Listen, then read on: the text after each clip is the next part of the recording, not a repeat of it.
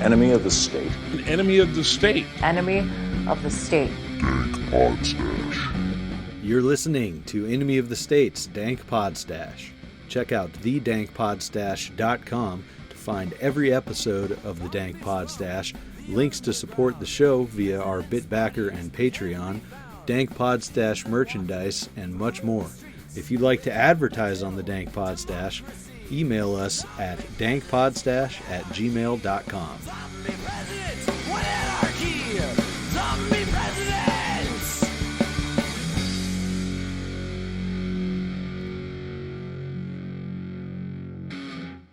Hey, this is your host, non-voting Nick. Before we jump into today's show, let me bring you a special offer from my friend Shane Radliff over at Liberty Under Attack Publications. Shane has an offer for Dank Podstash listeners to take 10% off your order by using coupon code DANK10. Just go to libertyunderattack.com. Shane has books focusing on self-liberation, freedom strategies, solutions, and more. His current books are #Agora, Second Realm book on strategy, Ben Stone's Sedition, Subversion, and Sabotage, and Shane's very own Vanu, a strategy for self-liberation, among others. He also offers assistance to new authors throughout the publishing process, editing, proofreading, formatting for Kindle and paperback, and full-service audiobook productions. That's Liberty Under Attack Publications. Share your story, find your freedom. I'd also like to give a shout-out to Bad Moon Hemp. Check out badmoonhemp.wordpress.com. Bad Moon Hemp is your one-stop shop for all your handmade hemp needs. I use Bad Moon Hemp's beard oil and beard balm. It's awesome stuff. Be sure to check them out and enjoy the show. Welcome, fellow enemies of the state, to Enemy of the State's Dank Podstash, episode 47. I'm joined today by Rachel Blackfyre. How's it going? Good. How are you doing? Doing great. Excited to be talking to you. Let's start it off the usual way. Why don't you tell us about your path to anarchy? Well, and about you, whatever you want to talk about. Okay, so my path to anarchy. I became like an anarchist in name. Like, I called myself an anarchist when I was 18, but in spirit since, to varying degrees since like at least 11. I grew up in a very abusive environment home-wise, so I kind of realized from like that young age at 11 that a lot of the stuff that was being done to me, like by my caretakers, and then through the schools and through the psychiatric industry via like my the person who I grew up with used the psychiatric industry to treat me as like a problem. Would like lie to psychologists and stuff. I realized about 11 that this is wrong because no one should be deciding what I do except myself. Yeah. So that was like the beginning of me realizing self-ownership. And I realized that there was this system around me that was set up against me. It's kind of set up against the individual and against freedom. So that's when like the basis of the ideas formed for me. And I was always like pro personal freedom. I didn't really know much about how the government was involved in the economy. So I kind of flipped back and forth between libertarian and democratic socialist. Like, I followed candidates from both sides. Then when I was 17, all that like abuse stuff came to like its peak. I got put in a like group home / psychiatric evaluation thing for 3 months. That completely broke any trust I had in like the government. Sure. Because Medicaid is what paid to put me there, and I can't run away from this situation because then the cops will just take you back. Right. CPS does take away a lot of kids that shouldn't be taken away, but they'll generally ignore like real situations.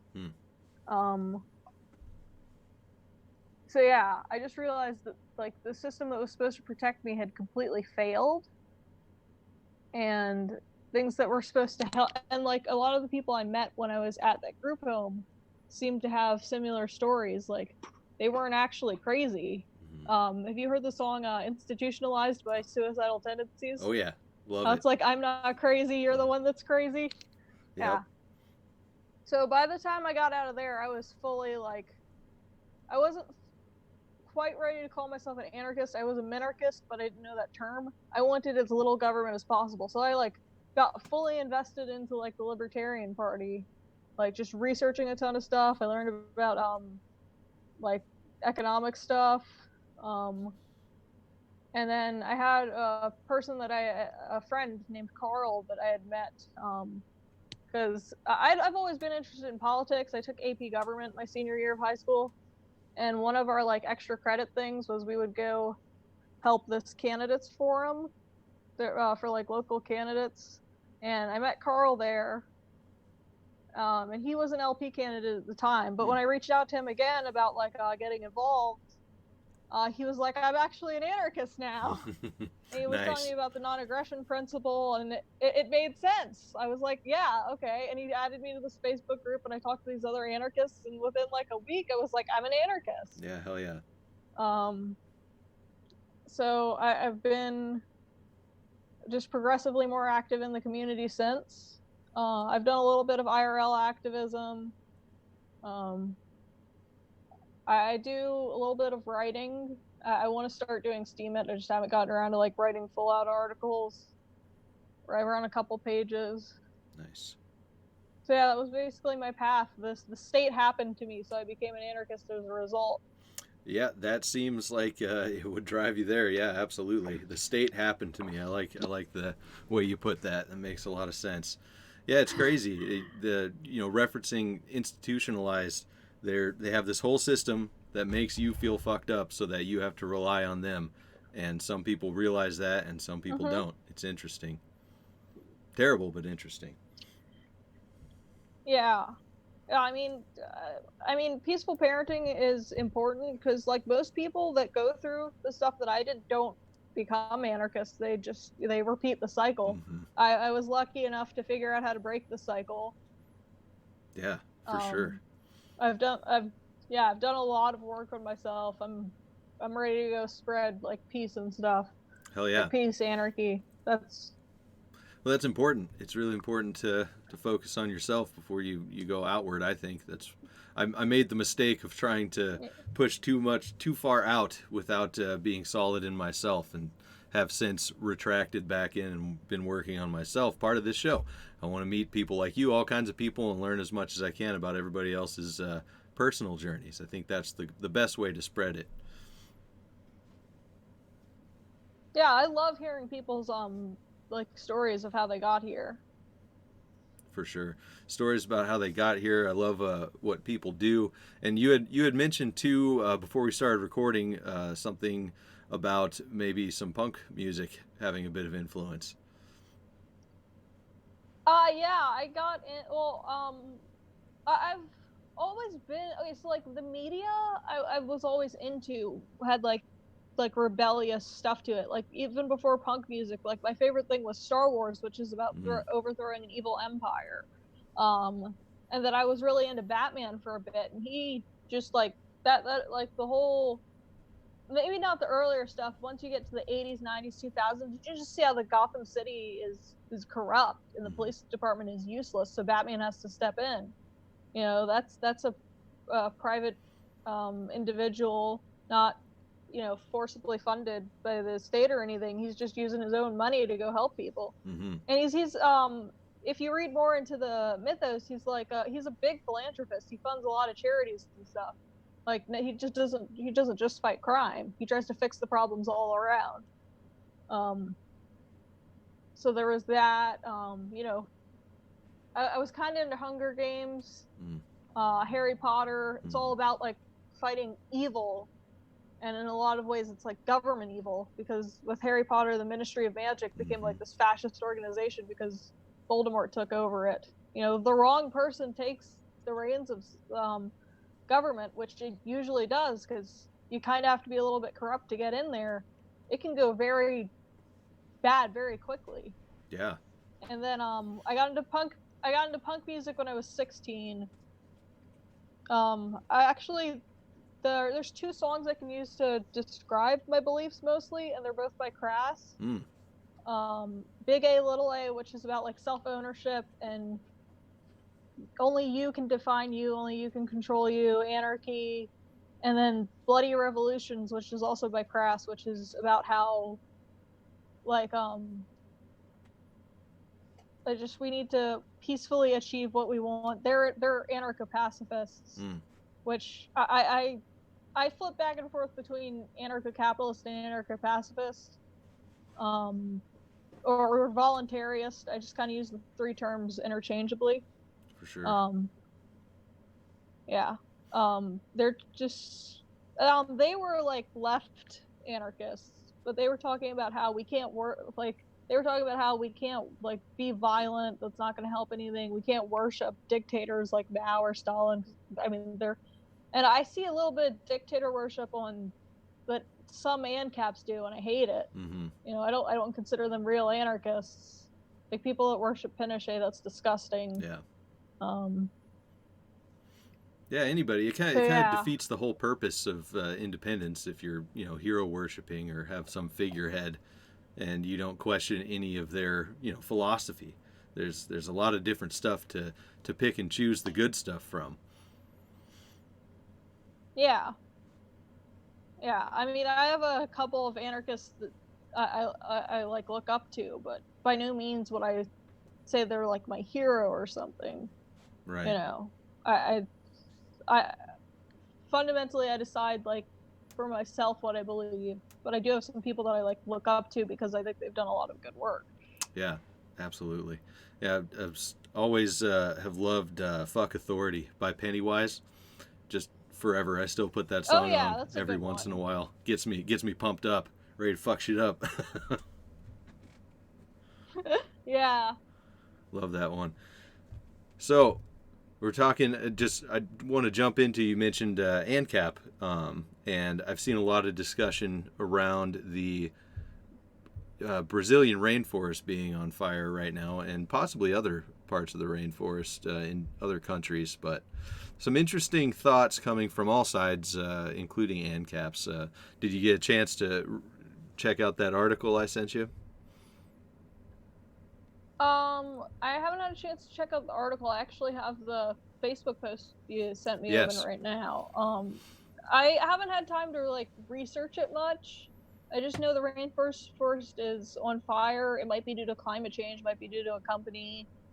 There was like some other thing about how it might just be I know some forest fires occur naturally. I'd have to look at like how big this one is to decide if it's maybe one of those. But well, they're thinking this one is mostly, every year is really heavily man-made because there's a lot of people burning for agriculture, cattle ranching, things like that. Farmers and loggers. But, the thing, even if with that article, it's just one article, and I've seen so much different information on this. People are saying, oh, it's all natural. Oh, it's all man-made. It's in response to this. It's in response to that. The one that I think is the most heartbreaking, if it truly is in response to, is the indigenous tribes there, winning a lawsuit to keep their lands, and then they just set it on fire to push them out. I don't know if that's true or not, but if that's true, then Jesus Christ, it's terrible. Yeah, that would be pretty fucked up.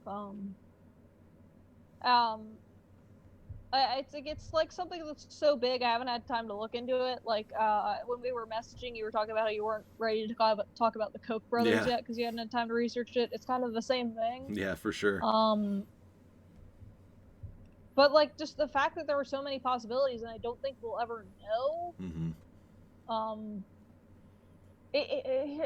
Like these under government, a lot of these companies have no accountability. Yeah, right. They're no liability. That's just the nature of it. It sucks, and they can eminent domain take the land through the government. That's like you were talking about how they might have stolen land from the indigenous tribes. Mm-hmm. Yeah. Yeah, and it seems like this Brazilian president is more supportive of the actions of all these companies down there as well. He's into taking out parts of the Amazon for whatever reason, building dams and whatnot. And it is what it is. It's more the implications, yeah. Because like you said, we're not gonna get to the bottom of this. I don't fucking live in Brazil.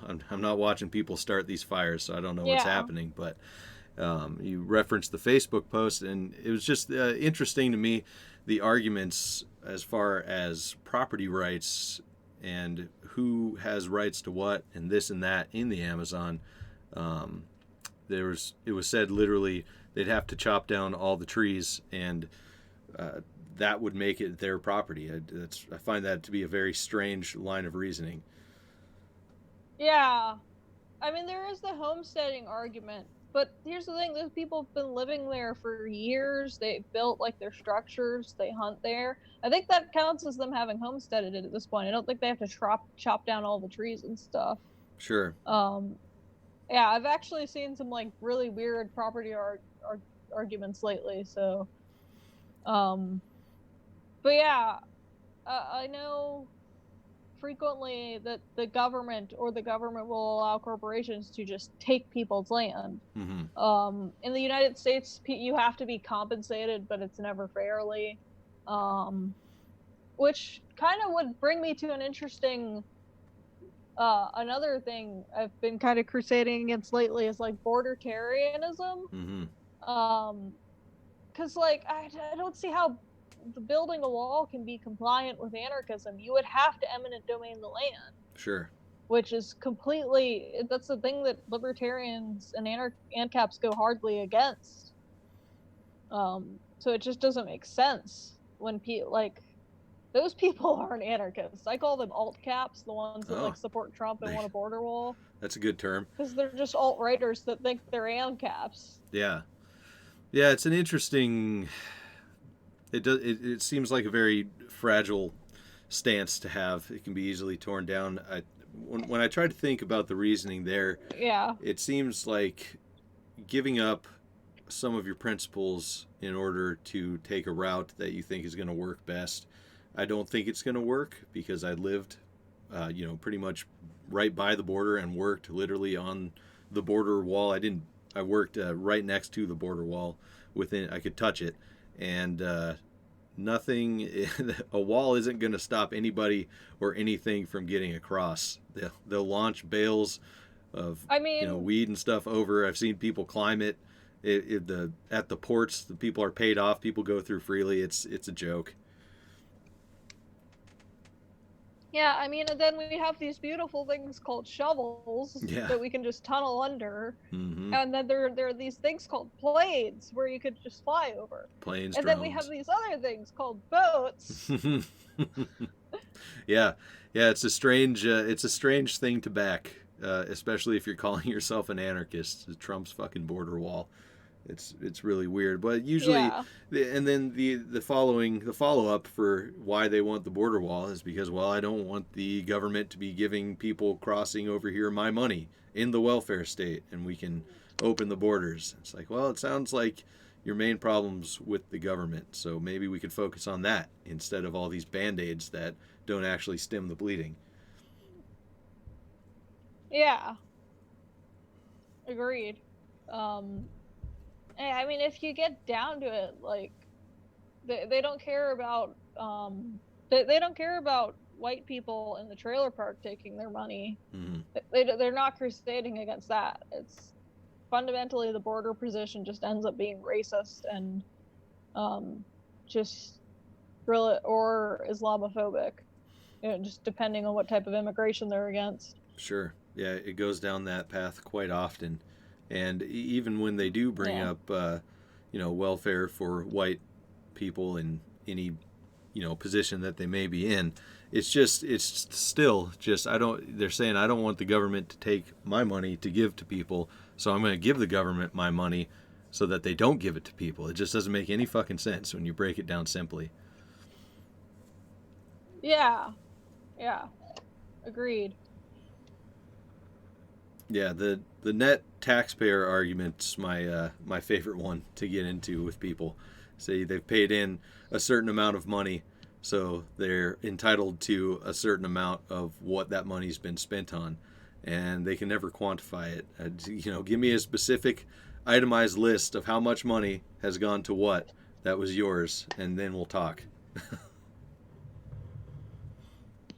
Yeah, and here's the thing, you see ANCAPs arguing that, but that's collective property ownership, which Mm-hmm. is not in line with that. Like, if an ANCOM was making this argument, I would give it more credibility, but you never see them making that argument. Yeah, for sure. Yeah, it's funny. The most anti-collectivist people just collectivize right up when it comes to things like that.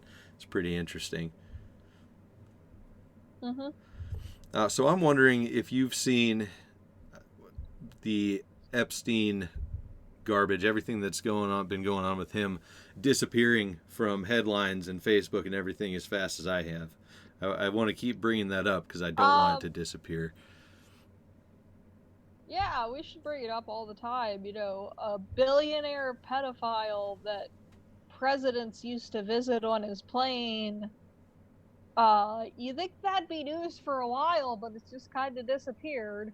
Yeah.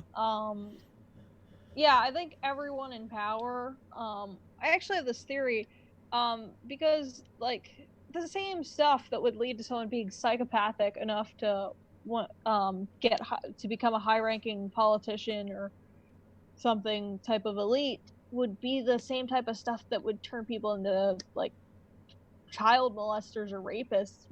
So I think that the fact that there's a big overlap between those populations, that a lot of these politicians and stuff are child molesters, it doesn't surprise me. No. I don't think it's 100% conspiracy. Maybe there's a couple people that are being accused of it that it might not be true, but I would definitely believe that both Trump and Bill have been on that plane. Yeah. Yeah, I don't know. I can't, verify how real it is, but supposedly Epstein's black book and flight logs and whatnot have been released, and those names are on it. David Koch is on it. All kinds of people are on it who have a ton of money or a ton of influence. So, the problem is verifying any of this information when it comes out. But yeah, I know there was right when it happened, there was this 4chan post that everyone was passing a screenshot around, and I'm like, 4chan's a completely anonymous website. This person's probably just bullshitting to fuck with y'all. mm-hmm. Yeah, People believe a lot of people just believed everything about it. I mean, it's something we'll never know. Sure. It's entirely likely he suicided himself. If you were on trial for some of this shit, why not? Mm-hmm. Fuck it. Dying is better than spending years in prison when you are a pedophile, because people in prison treat pedophiles terribly.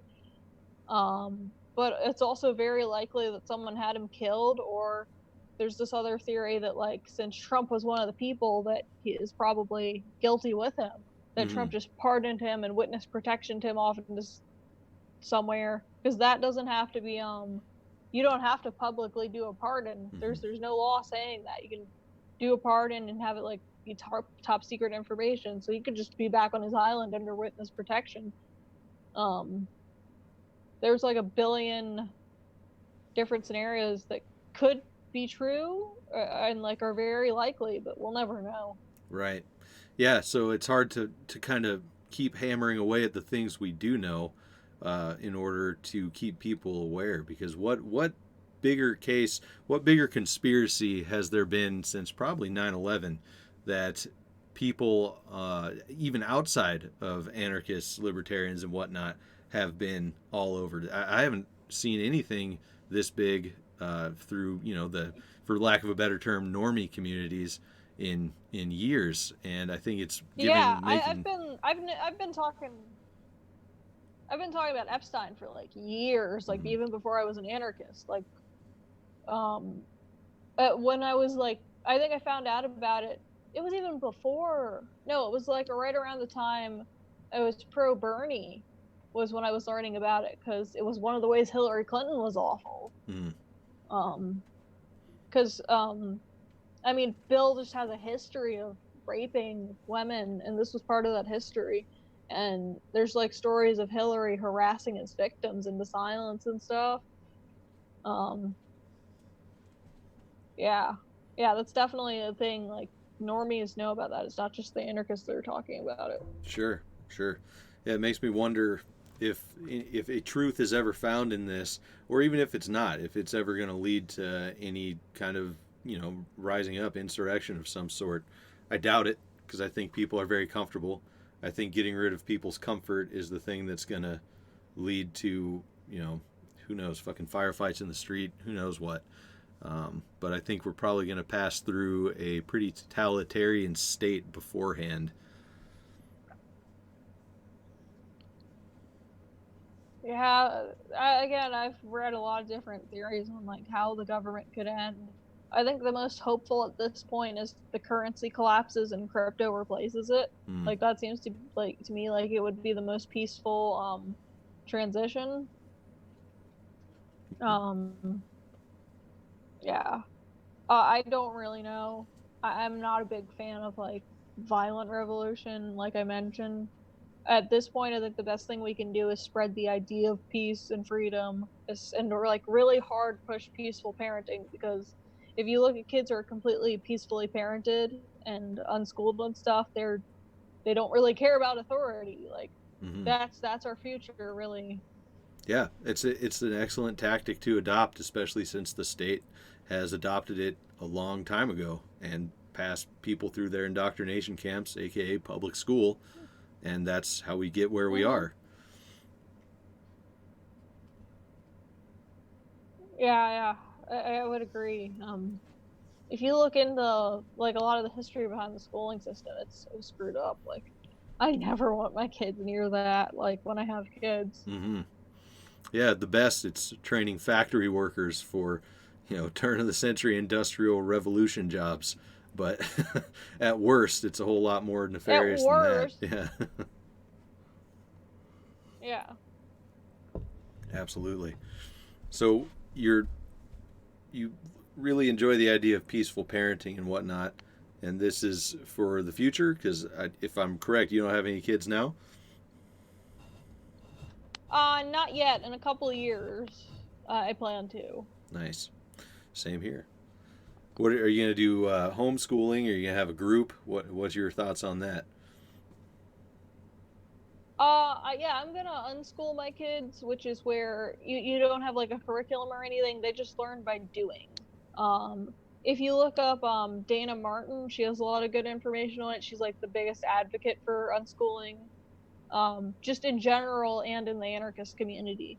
That's actually how she became an anarchist. Is people were like inviting to her to like Anarchapulco and stuff to come talk about unschooling, and then she was around all these anarchists and she realized I've been an anarchist this whole time. Well, that's interesting. I'd never heard of Yeah, her before. I'm yeah, gonna have to look that up. yeah. She's got like a lot of information about unschooling. She unschooled all of her kids, and they're all like very independent. They're all like really skilled. Because if you just let kids naturally learn what they're interested in, they'll become really skilled in one area. So like Um, one of her kids is a model. The other one makes special effects props. This other one brought back well, not brought back, but he like learned this really old profession like forging stuff, like Nice, blacksmithing, nice. which is really cool. Mm-hmm. Um, he like does that. Um, yeah, and that's like one of the problems with schooling is it makes you learn in general everything. It doesn't teach you it very well instead of just like following your passions. So you don't really end up knowing what you need to know for what you want to do. Um, and like there's a lot of ways like it's like reading and math, like what you need to survive will come along naturally as you like learn to do other things. Sure. Like yeah. And like some people get concerned because like homeschooled or unschooled kids don't like they might not read as early as like the government says you should, but they pick it up eventually, and it's just easier for them to do it because they're doing it because they want to do it because they want to know something. Yeah. But some of them pick it up way earlier. I was actually reading like well before I went into school. So it just kind of depends, and I think following like natural, like just the natural path of learning things is better. Yeah, I agree completely. As you get to the point where when you're following your interests, where you need to learn more math or more reading or whatnot, it's you're interested in it, so you're going to want to do it. And I agree completely with learning, just the general surface knowledge of so many different things versus specializing in what you're interested in. Because there's nothing I forgot quicker or could care less about than all the crap that I had to learn about that I wasn't interested in. Yeah, I can't remember shit about geometry. And then like here's the thing, I never learned to like spell from memory very well just because I couldn't. For some reason, my brain couldn't process it. Now I don't need to Yeah. because I've got this like unlimited dictionary in the palm of my hand. It's called a phone. Yeah. Yeah. That's like when teachers would say you're not going to carry around a calculator everywhere you go. Oh yeah, I'm carrying around the fucking Library of Alexandria everywhere I go. I got everything. Yeah. It's ridiculous. Yeah. Short-sightedness. I think I've been most disappointed in the history that I was taught in school because I love history and I love specific parts of history, but I didn't learn shit about it in school, and the stuff that I learned was fucking wrong. It's a narrative. Yeah. Yeah, agreed.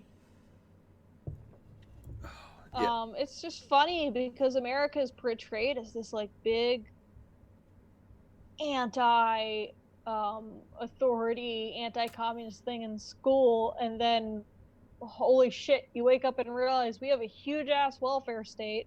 We were redistributing a lot of stuff, not, it's not like what actual communists want, but it's close to the Soviet Union. We're 20 or 50 years away from being that bad if we go along the natural progression that we're going along.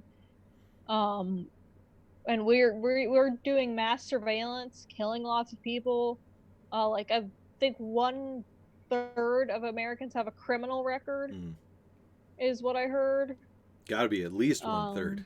Yeah, yeah. So they portray America as this great thing, but they're just contradictory to it. Sure. Yeah, there's a lot of stuff kind of swept under the rug, and most people are up to their eyeballs in debt, a paycheck away from losing everything, but we're still the greatest because them red, white, and blues, The Revolutionary War was justified for a tea tax of less than like 1%, but we're taxed at 40% now, but we're free. Yeah. Yeah, and then immediately after Revolutionary War, we got, the Whiskey Rebellion, the new government crushing their people over, guess what, taxation. Absolutely ridiculous. And, speaking of government interference in the market, whether or not we talk about this in depth or seriously, I just think it's fucking hilarious that Trump is trying to order businesses to leave their Chinese connections over a tweet. This is the most ridiculous presidency ever, and I love it for the meme and entertainment value. Fuck those damn commies, but you can't do what you want with your business. It's crazy. We need Trump to protect the guns, except if you're a felon, or I grew up in a really rural county, so I could do this very well. Nice. But no bump stocks. Yeah. It's just crazy. No bump stocks, no silencers. And if you say the wrong thing on the internet, we're going to take your guns. Yeah. That's really what the red flag law is going to end up being. Well, it's 47 D chess. My boyfriend lives in Maryland, which has red flag laws. He also is known for saying edgy things on the internet. And I'm like, how do you still have a gun? Yeah. Apparently it has to be a family member that reports you, not just some stranger. But once it's nationwide, I'm sure it'll just be, you're on the wrong watch list, turn in your guns. Sure. And that it having to be a family member on paper certainly won't stop police departments from accepting quote unquote anonymous tips like they already do. I'm sure that's happened already. Yeah. There's just one. I can't. What does it say? Some guy with the last name Baum in this article about Trump in the New York Times ordering American businesses to sever their ties with China. It's just the way he refers to the Chinese president and Trump. Real quick sentence. He says, "These two guys don't realize this could cause a global depression, not recession." And I love it. It's just like, these two guys. This is a guy here that's just like, look at these assholes. Look at these assholes fucking things up. They need to stop. Yeah. Oh my gosh. It's fucking Yeah. great. I just, here's the thing. Trump has pulled the biggest con on conservative traditionalist rural Americans, because they're worshiping him like have you heard this QAnon conspiracy? Mm-hmm. How they think Trump is sent from God? Yeah, they think Trump is sent from God, but he's a New York Democrat for just years, and then in 2016 he switched, and well, not 2016, in like 2012 he started. I think he did it for like attention. I think he knew he was going to run for president in 2016. He starts talking about this Obama birth certificate conspiracy out of nowhere, and that made all these. I call them Trump hoppers, but Trump 2016, Make America Great Again wasn't a thing at this point. But all these, just stupid conservatives just loved him. Then he announced a run in 2016, and they were just threw themselves at him. Lost their fucking minds. Yeah. Yeah, it's a bizarre reality we live in right now. It just leads me. He's a New York Democrat with Go ahead. He's a New York Democrat with an immigrant porn star wife. But God sent him to kick out all the Mexicans. See, that's the kind of shit that makes me, retreat further and further into myself and not want to deal with any outside sources. Yeah. For sure.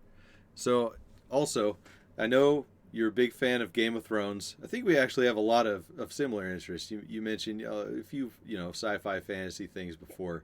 And I think it was my friend Jeremy Harding that mentioned when after Disney bought, the rights for the Marvel Universe, they canceled a lot of the Marvel series on Netflix that were anti-authority, anti-system.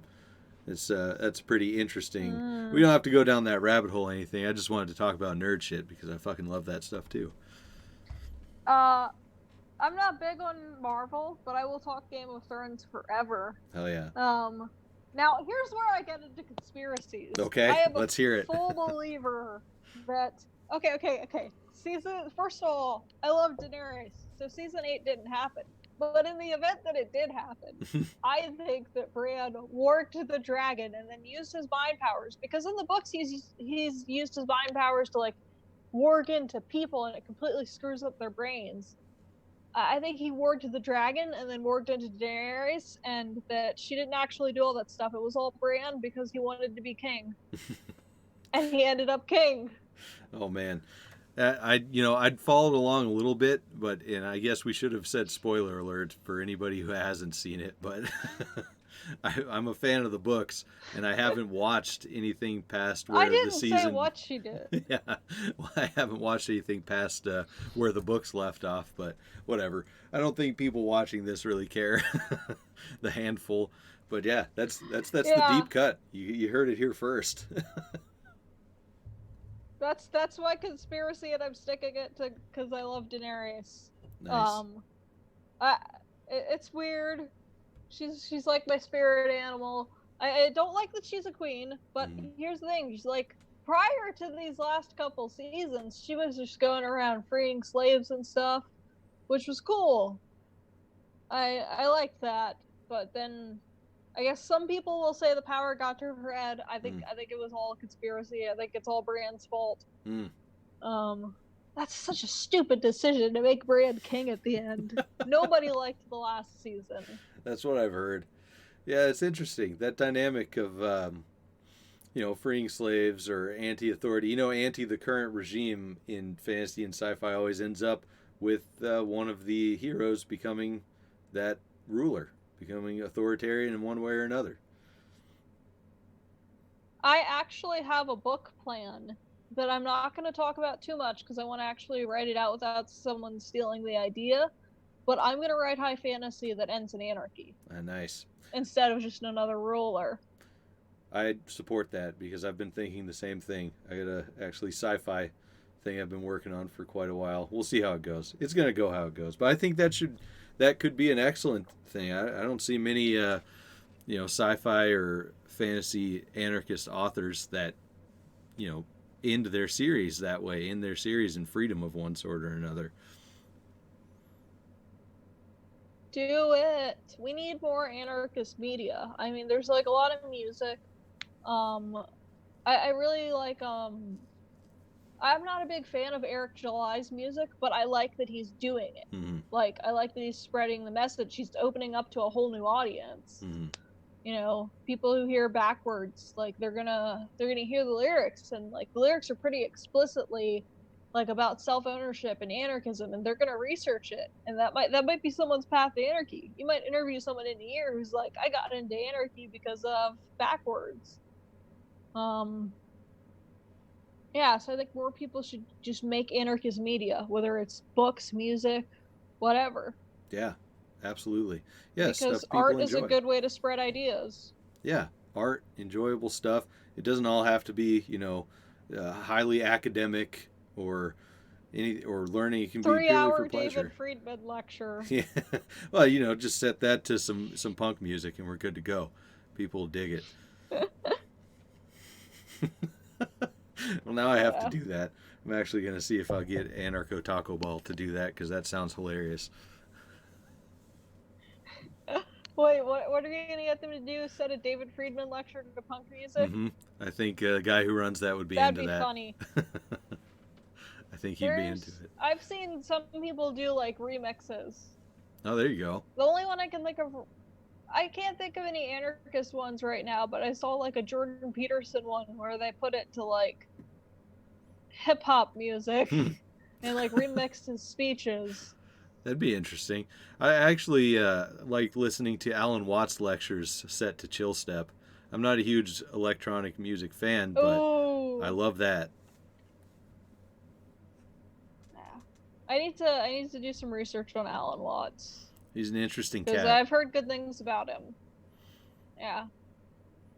Isn't he like a psychedelic advocate or speaker, or was? I don't know if he's still alive. Zen Buddhist. He's a big time Zen Buddhist, but I know he dropped a ton of acid. Absolutely, I'm sure that was part of it.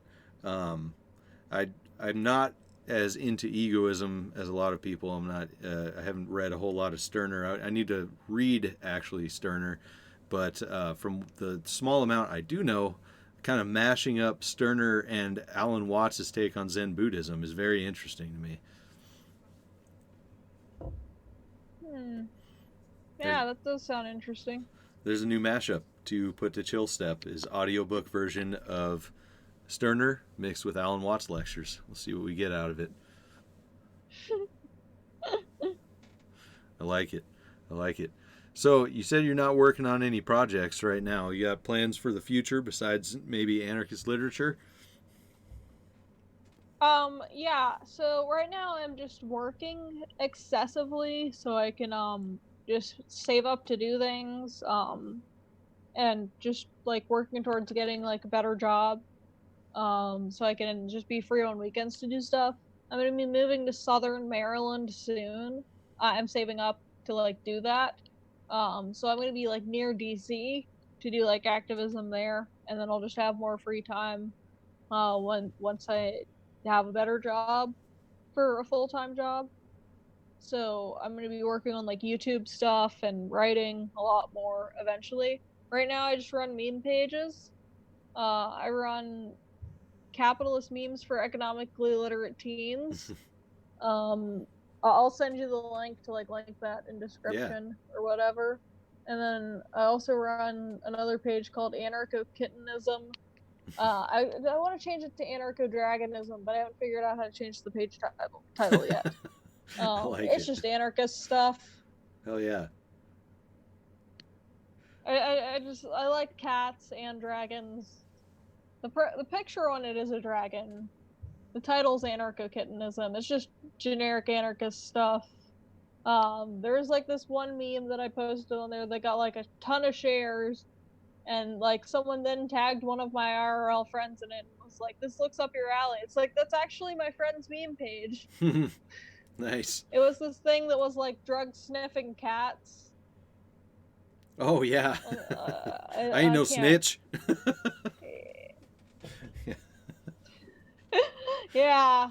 That's good stuff. There's a ton of heroin in this. Yeah. Should we tell the cops? Nah. That's a great one. Yeah. Hell yeah. Yeah, that meme got really... that wasn't my meme, but I shared it, and it like blew up on there and made the page blow up. Nice. Yeah, I didn't know that was your meme. Kudos. That's a hell of a good one. It's not my meme, but I shared it there, and that made it. Nice. For sure. Yeah, I'll definitely link those pages in there. Got to support the memery. We deal in memes here at the Dank Pod Stash as well. Yeah. Awesome. Well, I figured with the name. I also have Dogecoin memes for cryptocurrency invested teens, but it's not very popular, and I don't find Bitcoin memes frequently enough to share it. Though everyone go buy Dogecoin so I could be rich, because I've got 10,000 Dogecoin. hell yeah. I'm actually, speaking of coins, Dogecoin, I'm actually hoping to launch a crypto series for patrons on the Dank Pod Stash, probably in a month or two, but in conjunction with the Counter Economist online journal. So any interest in that, definitely check out the Counter Economist on Facebook. So we're gonna be going down the crypto rabbit hole at some point, and I'll announce that in the future. Hopefully get that started September, October. Keep your eyes out. For sure. Well, I'm trying to think of crypto people you could have on. Definitely gonna talk to Lily Forrester again. Oh yeah. Mm-hmm. Yeah, slowly compiling. I don't know. When I think crypto, when I think crypto people, the people that come to mind are both really super busy. Oh. Like I think of crypto. I think of Jeff Berwick and Sterling Lujan, and I'm like, they're too busy to do anything. Sure. Yeah. There's a lot of good resources out there. That's why it'll probably take a month or two to get there, but I think I got some names stockpiled up. We'll see what happens, but hopefully people are interested in that. Oh, I thought of someone. If you find Michael Tazzani, he does a lot with Bitcoin. He might be interested in being on your podcast. I was double checking that I was friends with him on Facebook last night, because I always enjoy his perspectives when I come across him. Excellent suggestion, for sure. Oh yeah, we've met a couple times IRL. He's cool to hang out with. Nice. That's great. Yeah, that's another thing that's fun about being in this internet community, is when you get to meet people in real life. It's generally a lot of fun. I've met a few friends that I've made online. Yeah, I need to go to more events. I know I'm going to Anarchapulco 2020, and then I've been to Anarchon the past couple years. I want to go to either Midwest Peace and Liberty Fest or Pork Fest. I haven't decided which, because they're always on the same weekend. Or at least the past couple years. Midwest Peace and Liberty Fest look dope. LibertyCon is a put on by Students for Liberty, which is like a libertarian organ. They're like LP. They're like the student arm of the LP, basically. But LibertyCon was still cool. I went to that, and I'll probably go again this year. Or in 2020, I'll probably go again. I went in 2019. Nice. Yeah, I haven't been to any of the fests or anything like that. I'd like to organize one for up here in Washington State. I think that'd be pretty sweet. You're in Washington State? Mm-hmm. I'm trying to... The closest thing that I could think of there was, like, Anarcho Vegas or Narcozona. That's not close. No, and it's funny, because I left Arizona without having to go there. I've lived in Arizona my whole life before this, and then I leave, and, half my damn friends list is anarchists in Arizona, and there's Anarchozona. I'm like, son of a bitch. So I'll have to make a trip back down there. I've got a friend up in Washington.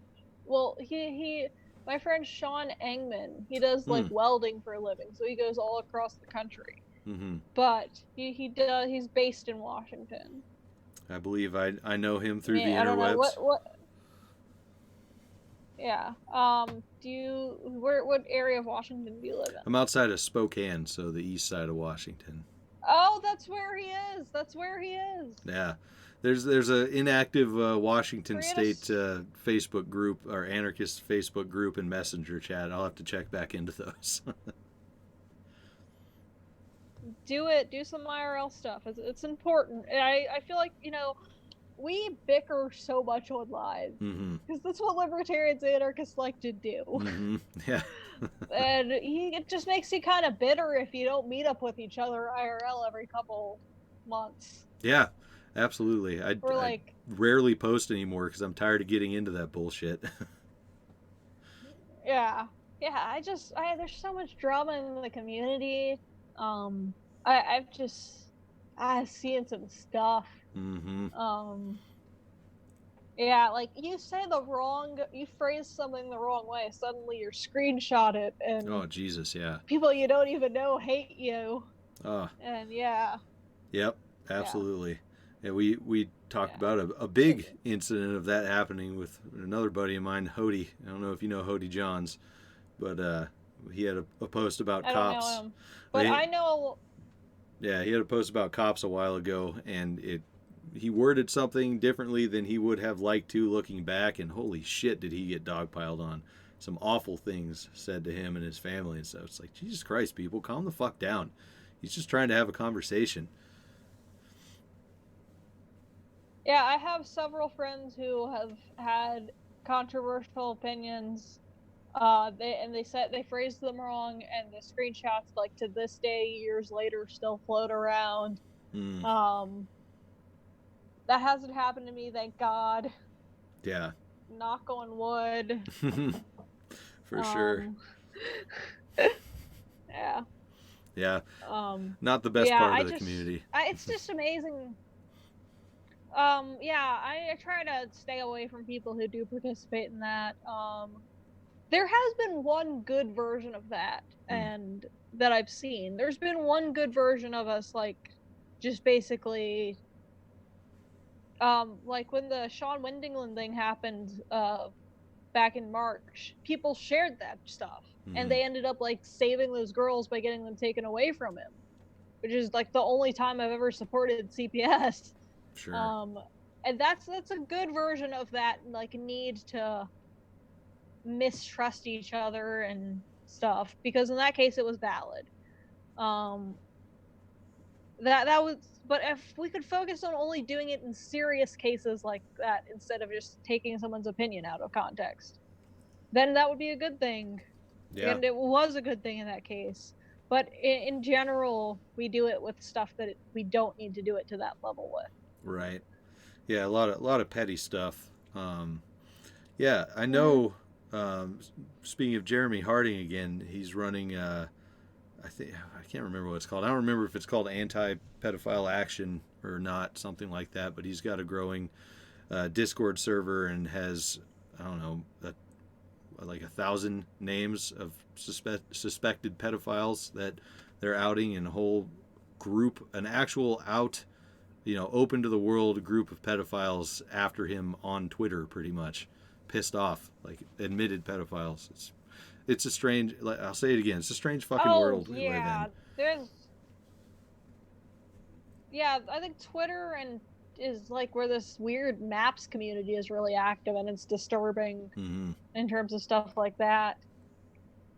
And then it's just weird and disturbing, the world we live in.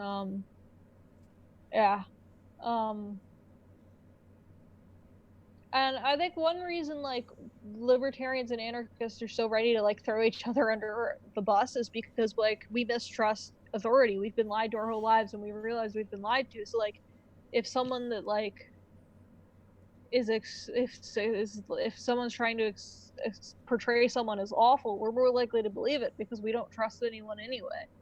So I think a lot of us need to learn to balance that, like, like it's good to mistrust authority, but not necessarily like, you know, we should do some more research on certain things instead of just automatically like just accepting like what the post in front of us says, you know? Mm-hmm. Yeah, absolutely. Yeah. And people who get popular But in that, within the circles we run in are under even harsher scrutiny because there's someone that a lot of people have their eyes on and maybe mistakenly considering them a leader of some sort. Definitely not a ruler, but those people get dragged through it pretty hard. yeah, and I've noticed a lot of people that spread the rumors in the community, like stuff that's not true but is widely spread around, are the people who are kind of lesser known and they're kind of bitter about it. Yeah, like people that are spreading false information kind of want a piece of whoever they're spreading the false information's about, like, sure, for lack of a better term, fame. Mm-hmm. Yep. Yeah. Yeah, the people that find themselves in those positions, the ones I know certainly do not want fame. That's the last thing they want. Celebritarian is a dirty word. I mean, yeah, I mean, the only time I'd use the term celebritarian is to describe like David Friedman or Ron Paul or people that are actually famous and are actually like a face to our views for the outside world. Sure. I wouldn't use it to describe a lot of the people that are accused of being it. Right. Yeah, it's thrown around that way for sure. Yeah, internet fucking drama. Like you said, get out in real life, meet some people, go to the fests. Let's do that stuff. That's a hell of a lot better. Fuck, go down to the homeless shelter, do something like that. Get together and do it. Yep, I think that's the big thing. We need to actually put what we say into words and like go out and help people. Like, I'm not an ANCOM or a left anarchist, but I'll work with them. Like, I'll go down to my local Food Not Bombs and help them because they're doing it. I'm not going to not work with them just because I disagree with them on a little bit ideology wise. Mm-hmm. And that's another thing. We shouldn't focus on these stupid ideological terms like, oh, I'll work with ANCOMs. As long as you believe in non-aggression and you want to help some people, let's do it. Mm-hmm. Yeah. Save the debating for when we have like a set time to debate. We don't have to debate when we're actually trying to accomplish stuff. Yeah, it's something that gets in the way. It's a distraction on the route to statelessness and free markets because there's no fucking point in trying to implement your free market ideas in a market that is not free. Yep. Fucking A. On that note, eyes on the goal. We just hit an hour. Let's call it a show. That was fun. Maybe we'll get into some more nerd shit in the after hours for the patrons. Patreon.com/thedankpodstash, and I'll be sure to link all your pages in the description, so definitely check that out. And thanks for coming on the show today. That was fun. Hey, thank you. It was nice being on. Hell yeah. All right. Remember, Patreon After Hours. Check it out, and we'll see you all next time. Zombie presidents, what anarchy! Zombie presidents! Zombie presidents!